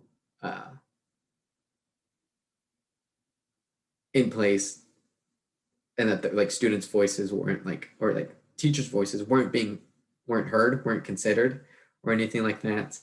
That there wasn't efforts to be made to advocate for us, to like the board, to the Texas Education Association agency, and yeah, and so it was just a lot of frustration because there was also a grace period given where we still weren't required to move in person, but for whatever reason is that we were. And the reality of it was, as it became more clear, it's like a lot of it had to do with like funding. So like money wise, so it's like money was like the decision that was being made, and very frustrating. So it was a lot of like different emotions. Like I wanted to be happy because like, okay, a lot of students are gonna be more successful, or at least hopefully they're gonna be more successful in person, having an adult there that can try to keep them on track. But on the other hand, it's like who's going to be impacted by that? A student might bring in COVID, and then another student gets infected, and it's just like these families that our students have are more vulnerable. Not a lot of them have medical insurance and stuff like that. So it's just like it was a lot of frustration on that end, and so yeah, a lot of range of emotions, I think, during that time. And then you had another part to that question, I think, that I might have forgotten. The first meeting with your students. Yeah. So only that day, I think I had 5. I still had 5 students that day. And yeah, I was like, look, we're here. For them, it was only, so I'm talking about my pod, 5 students I look after. They were only hybrid, so I was like, I let them know. It's like, but since this is what we've been made to do, we're going to try to like keep as safe as possible. And so try to like just give them a quick rundown of like the protocol, what was happening, obviously keeping social distancing when we eat, because they were all given breakfast. So like we're gonna have the face shields on, we're gonna have literally, unless you're taking a bite, your mask should be on. You can chew with your mask on and all these stuff, and just like showing them like the importance. It's like that all these little things, it's like we have to do what we can to like keep each other safe. And I think that's also what I told like all of my students like online who are on the classes is like, think about not only yourself, but like your classmates and your families, like who's going to be affected. And like, so like take this seriously, be smart, follow the protocols. And I think, so it was a little weird, but I think we've quickly gotten used to it. They've done a great job, I think, as well as like just following the protocols. They know when to do it, when to wipe out. They remind me if I forget something. It's like, Mr. Medina, you didn't give us like these like these just like cleaning wipes to like wipe their area as well or anything like that. So they've definitely like taken a role of like of responsibility, I think, for themselves and like I think for everyone else in the school, which is great. But yeah, there definitely those first days were just a tiny bit weird. Just being at a school, me not really knowing where to go as well. And like this is the way I'm going to be interacting with the school until who knows when. And has anyone at the school gotten sick, like a teacher, a student, anything? And what was the response if that did happen? There, I think we've in the middle school, I think there's only been one staff member and they do not work with the students at all. And so they did whatever contact tracing they could, and they determined that they weren't in contact with any students. The people who were in contact with them were notified to get tested. But yeah, I think there have been maybe a few. I mean, some students have gotten it, but they are students who are in person or are virtual. We're completely virtual. And so, so yeah, nobody currently has who's at the school in person, at least student wise, has gotten it.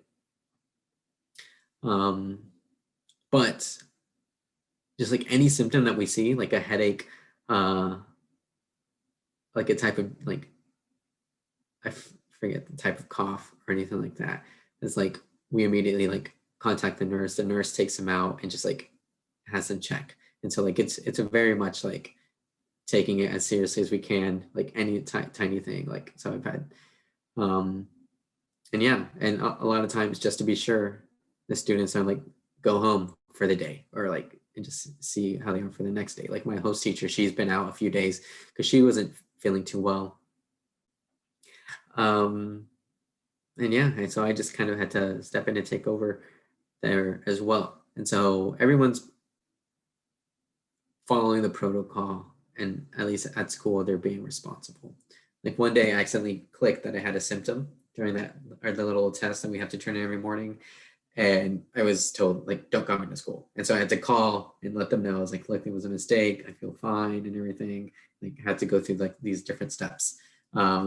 And yeah, so luckily, thankfully we've been okay, but like, it's still weird that like, and like a little frustrating that we have to continue on like this. So you've talked a lot about the feelings you've had throughout this entire process. Like you felt frustrated, you felt some fear and everything. Have any students approached you, emailed you to talk about their own feelings about online school, or maybe if they've been in person about getting scared to get COVID? Yeah, a few have, just like how they felt nervous those first times. But like nothing in particular. I know they don't like virtual learning at all. Like I think that's a consensus among everyone as well. So like I'm not offended when they say that because it's yeah. So they definitely don't like that. But I think the thing is like they know what's going on. It's like they're aware, and so like they take they've themselves taken the steps. So like they've told me, okay, well I've like told my family like I've had to remind my family to wear their masks or like wash their hands when they get home and like take the plenty of time. So I think they've definitely taken it seriously. So I'm not, but I haven't necessarily received anything like specifically asking, like just like to chat that there's something they're concerned about. I did have a scholar recently who let me know how he was currently experiencing symptoms, and his grandfather, who they live with, tested positive, and so it's yeah. But he told me like we're doing fine, we're doing okay. I just wanted to let you know, just in case like anything, like if I have to miss a couple days or something like that. So it's definitely like real for a lot of them, but it was sweet. He was the only thing he was concerned about. It was like, wait, Mister, can is my dog gonna get COVID because of me? It was a little sad to hear, but he was like, that was the main thing he was concerned about. He has this like cute little pug that he's shown a few times on camera. It's like, no, your dog's gonna be fine. It doesn't work with the dogs. And then people were like, what about my turtle? Is my turtle gonna get it? I was like, turtles are cold-blooded. COVID would not survive on them. You don't have to worry. And yeah, so it was very sweet, and they're all aware of like the possibilities and like the realities of it. But yeah, I think because they're aware and because we like talk to them about it, is that they've taken the steps to be themselves, and their families have to be like concerned and careful as well. So your students have shown you their dogs, and they've talked about their turtles and everything. And is there like, is there any other like types of quirks or changes that have been caused because of like COVID and like virtual teaching? Yeah, so there are a lot of animals so that are make appearances. So I have this one scholar who she has birds. So she's like literally sits next to like whatever this like little thing that they like just chill on, and so she like brings them out. She like puts them in their hair. She also has a pug, so like she shows him from time to time, and yeah. And so people just like if they're home and they have an animal, they often just share it, and usually during that like space where I give them like maybe last 10 minutes, or like finish with whatever we were talking about or what we needed to do for that period. And yeah, and everyone's feels good about it. A lot of times we end up just like somebody mentions a food, and so we're just like I'm just sharing screen googling the food, and then somebody mentions another one. So like little things like that. It's like we're exploring food. It was around the time where the Texas State Fair was going to be on, and they started talking about it. I've never been, and so they're like, "Oh, you got to look at this food, like fried, like something I don't even know." So yeah, there's a lot of food talk as well. So those little quirks are good. A lot of them like to private message me, so I often do virtual backgrounds sometimes. It's just like to get them interested. So like here, let me see which ones I've done just to keep a track on. So I've done like Phineas and Ferb. I've done like Minecraft, Luigi's Mansion for Halloween. I did Krusty Krab, I think SpongeBob stuff. And so a lot of them messaged me as like, Mr. Medina, I didn't know you had another job. Like when I was like at the Krusty Krab, and or like I did like a Minecraft one where I'm like in the Nether, and I was like, yo, I lost my Nether portal. You're gonna have to help me find it back. And so like one day when I forgot to put a thing back, like a few scholars messaged me, and they're like, Mr. Medina, you found your way out of the Nether. And this was like maybe like a week. We had like some holidays, and so it was like maybe 5 days since I'd last seen them. And like the fact that I remember that, I was like, oh, it's good. And that's the thing though, as a result of that, so many of them just like, how do you do a virtual background? Like teach me how to do a virtual background. which they can't do on their Chromebook, but but they don't believe me. They think I'm hiding it from them. So that's often something that I messaged. But yeah, I think little things like that are really good. Are some of my favorite parts about it. And so this whole experience has been different than what a normal teaching setting would be. So do you feel like you'll be adequately prepared to teach once COVID is like over with and we're back in like a normal educational setting? Yeah, I honestly think I will. Because it's required me and it's required other teachers to like just be so creative with how to keep students' attention. Because just sitting on a computer, I'm sure you're aware, it's just like very boring. Especially when you're 11, 12 years old and you're sitting right next to your PlayStation. Trying to keep that attention is very boring. And so I think having had to find ways to do that, I think can absolutely transfer in, into the classroom. And I think also just the way that I think about my relationship with the students and like whatever like power dynamic might have. Like I don't like the way I want my classroom to be in person is like not that. Like I don't want to be the main source of information. I want to be like a cooperative like environment, which like I wish I could do, but like oftentimes it's very hard to do that virtually because students don't have reliable Wi-Fi. So like if I try to make them do group work in a breakout room, one student might not be able to like even join the breakout room, will be kicked out and stuff like that. So it's often been very like teacher centered, which has been very frustrating. And so trying to create like class discussion, finding ways to like facilitate that as well, using the chat, I think has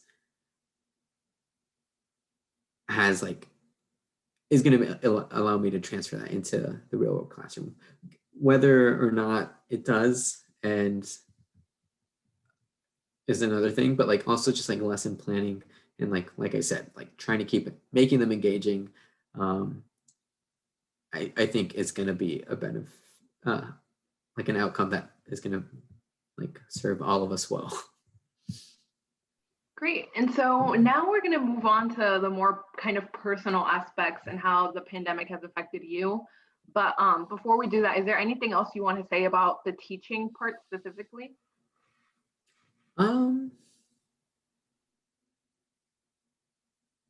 Not exactly. I mean, I think the pandemic has definitely, like what I just touched on, is like it's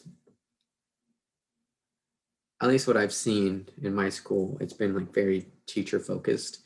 And I think a lot of because it's on Zoom and because the teacher has so much control and we're able to monitor so much of like what students are doing, which is at times very weird. Um, that I definitely think, especially for my sixth graders, if they move on to seventh grade, having done sixth grade all virtually, it's gonna, one, and most importantly, I don't think they've received the instruction necessary for them to have moved on. It's like there are going to be gaps and there's going to be playing catch up for years to come. So that's very concerning. But then also just like buying into the culture of the school, which like requires them to like wear a uniform. That is very intense. At times they use like an IB curriculum as well. So that might be very new. So that emphasis hasn't always been there now because it's just like a matter of like, okay, let's make sure we're trying to teach as much as possible. So the emphasis on IB hasn't been there. And yeah, I just think bringing them back a lot of times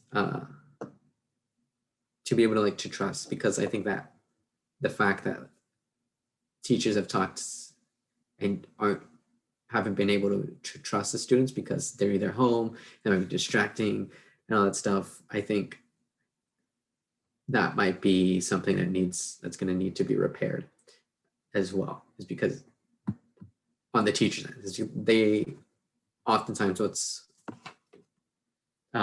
expressed is like, yeah, I don't trust that student. They're lying to me. They don't have camera issues, or they don't have they're not having Wi-Fi troubles. That wasn't the case yesterday. And so just reframing that, because I think they've had so much power and control right now that it's gotten in the way of like being able to form those relationships. And I think on the students' end, they might not be able to not be as willing to trust the teachers next year or something like that, or in the future, forever back in person in this academic year. So yeah, I think that's something that a lot of teachers are going to have to grapple with, who have been teaching completely virtually, more or less. Yeah, I just wanted to add that on. Okay, and so then for the personal aspect, like I said, first, how do you think that you have changed your thoughts, your beliefs, your habits as a result of the pandemic?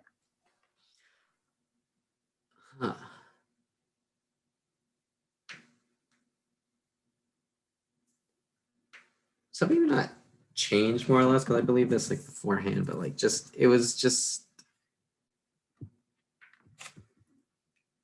kind of emphasized it and like entrenched these beliefs of, so like, okay, there are many things, I guess, within the country where like I consider that obviously needed changes. And I think the pandemic just like made it like even more obvious. For instance, like the need, especially for communities of color, for like not even like universal healthcare, which I absolutely believe in, but like just like access to reliable like health services. And I think like, especially like growing up in Central Texas, where that's always been like a need, and in these rural areas, it's like it just became glaringly obvious as well. So like I guess that personal belief became very, very much true. And like just how these like, again, just like access to testing, who had it in Dallas and who didn't at the time when it first started coming in. Basically South Dallas and like Northwest Dallas, which are predominantly have like people of color living there, got access to those places much later than places downtown and like University Park and Park Cities, which are their own cities in Dallas, but like created by, that's where the multi-million-dollar homes are in Dallas. So I think that became very even more obvious, and something that like is very interesting to see, I think. And then I think more personally, I don't know. Something that I noticed before I moved up to Dallas when I was still in Austin was that, like, for the month that I was there, like I just like was afraid to go out, almost like a little, like almost like a small case of like hypochondria. There's another word as well that I'm thinking of, but just like being very concerned, very afraid of like any little thing. And so like I would basically stay in my house all day. And like now I do that. I think I've just gotten accustomed to it. I do that not because I'm afraid. I mean, yes, because I'm afraid, but just more like out of caution. So like literally when I get home from work, I go to work, go to the school, I come directly home, and like try to avoid going out. I try to limit any grocery runs to like out at least once a week if I can help it. Hopefully less at times. I try to stretch. But yeah, that's not something like I would do beforehand. I was like, okay, if I need to get something, I'm gonna get it like now or something like that. So definitely that, I think, of major things. I'm trying to think about what else, because also something to consider is like I didn't have a car until I was moving up here. So some habits, like me having to walk in Austin, uh, me being nervous about that might have not been the case if like I had my own transportation, because I didn't want to take like the bus and like risk just like being in close quarters with other people. Yeah. What about your relationships with friends and family? Have they changed? Um, Not necessarily. I think a lot of my friends have like were already like out of town, so like the way we'd contact was like through phone calls or through FaceTime or just like chatting in like a group chat. And same with my family. Like for instance, I speak to them maybe like twice a week. Um, and I'd almost always done that. So that's not necessarily changed, but I do find myself just checking on their health, like how they're feeling, uh, especially my parents as well. Luckily, my brother has been, since the pandemic started, has been with my parents um, back home. So he's been they're pretty good. But like again, this sort of like thinking back to like the 2008 recession, where like I was concerned of like my dad works in construction in housing, and so it's like okay, well, especially those early months into the pandemic, especially as the economy started to take a downturn, it was like, okay, well, is he working? And like, is there going to be jobs? Like, or is like this like new development going to just be halted for right now? And that like reminded me back to those times where I was like, where my dad wouldn't go home or like couldn't go to work because there wasn't anything to work on. So that was something I was concerned about for a bit, and like seeing it's like, okay, well, let me see how I can like rearrange some things in like a budget to where if I need to like send any support to them, uh, I can, and like just like help them maybe like pay a few bills or something. Um, so yeah, I think that's definitely changed. And like that's not something I've told them, but just like I've thought about and like I've kept in mind as I'm like needed to make purchases and stuff is like just in case any of this happens and it affects their income, like how I can help in any way as well. And so you talked a little bit earlier about the disproportionate effect the pandemic has had on the Latinx community, on the Black community. Mhm. And you said that you believe in universal health care and there's been disparities in who has access to these services. And the election was just decided today. So the Mhm. politics have played a very big role in all of this. And so would you say that your personal politics have changed? And was there something that you wanted to see done that wasn't done? Um, Again, I don't think anything's necessarily changed. Just like maybe like become more sound is like okay, if I have any doubts. So like again uh, with that, and let me take some time to think about that real quick.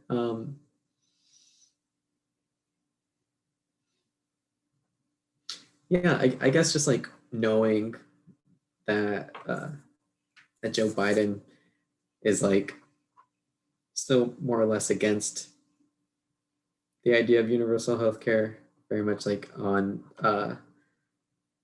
still kind of riding the coattails of like Obamacare, and and that despite that and like the access it's given to so many Americans, it's like okay, well, there's obviously like still faults with it, and like there have been suggestions and been legislation like put forward to like make gains in providing that for all Americans having to pay. And so it's been a little frustrating seeing like these type of policies. Like there's so many obvious changes that needed to be made that like became more glaring as the pandemic went on. So the fact that like so many people had to lose their income and like either be evicted from their households, and like and how there wasn't like, or there hasn't been much like discussion on that from, I guess, the president-elect now. So yeah, I definitely think, and I'm grateful for the outcome of the election, but like there's, well, more of the, for the fact is like, okay, I don't have to maybe fear for my family as much, but like that fear is still there. And like, and for like their health and stuff, that fear is still there. And it's going to like, it still kind of is going to remain there despite someone new and someone who I agree more with politically is going to be the president, I guess. So nothing's necessarily changed.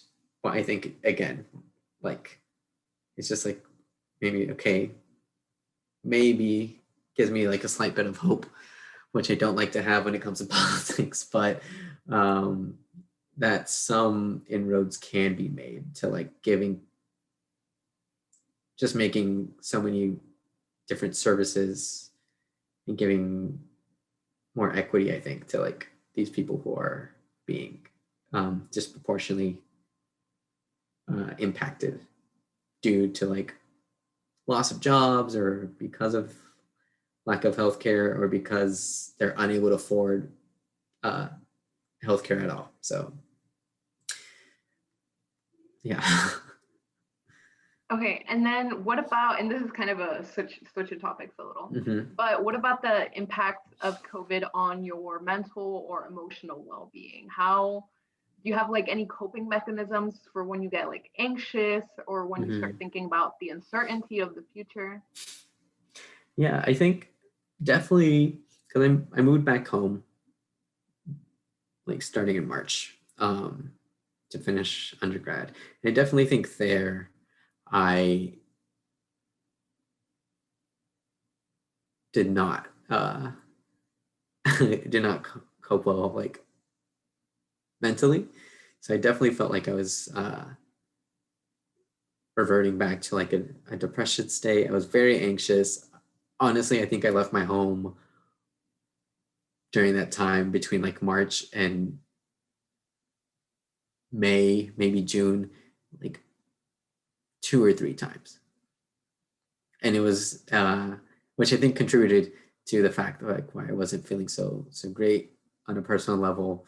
And I also think I like didn't allow myself to like think about like how this impacted me. I was always like thinking about like how it would like impact, like for instance, like with commencement being canceled, like looking at my family doing that. So I didn't allow myself to consider how I was feeling.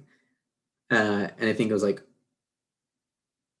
I think when I finally did, it was like got in the way of that. So, but now I think that I've been a little bit busier. So once like summer classes, my classes for Johns Hopkins started in July, and like work has started, like I've had things to do. And I think that was like the thing that I didn't have before. It's just like something to do, something to look forward to. Um, and yeah, so now I think one of the main ways, like if I'm anxious or something, like what I'll do and like to like decompress, especially after work or something, after a long week of classes and of teaching, is cooking. I think I mean I always liked cooking, but like I think now I'm trying new things to not be like in that same routine as well. It's like, okay, well I made this like 2 weeks ago. I don't want to have it again, so let me try to make something new. So definitely that. And I think now also because I could just like drive as well, which I didn't, again, I didn't have access to like personal transportation. Um, I think that just like allows me to do that. So I might like go to a trail nearby and just like walk for a bit, or like um, in I have a very small bubble, I guess. So meeting up with them and doing that as well, doing those things um, are also ways I cope. And also kind of like a switch from, I guess, the beginning of the pandemic is just like doing nothing. Typically Saturdays, it's like I'm not going to do anything related to my coursework. I'm not going to like look at my work email and just allow myself to do nothing, because like the week I'm always doing so much, and I think now that like it just like often burn out by like Friday night, and so I'm just gonna maybe grab a coffee, make myself breakfast, and that's uh, and those are my plans for today and for the day, and and then Sunday I'll get to work, and that's I think that's the way. That's been a definitely a different change now that I've like started working and like being more busy, I think. But just being able to like have be mobile, I think switching my like environment is definitely something that's been helpful. And have there been any unexpected benefits or positive impacts that arose because of the pandemic? I know you said that you feel you're more adaptive as a teacher now, but other than that, Huh.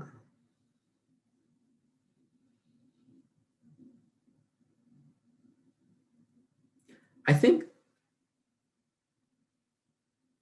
you kind of asked this question earlier, but like just like being in contact with my family and being in contact with like my friends, like I talk to them a lot more like through like FaceTime or video chat or like on WhatsApp um, than I think I might have in the past. So like for instance, like maybe my brother and I would have gone like 2 months without talking while I was in undergrad, and he was also in law school, and both of us are finished with that now. But so that might have contributed. But like we just like talk at least like maybe 2 or 3 times a day, just about different things, um, and and yeah, I think it's definitely allowed me to like appreciate those relationships a little bit more and like make an effort to like stay in contact with them. So that's definitely been, uh, I guess, a sort of benefit from it.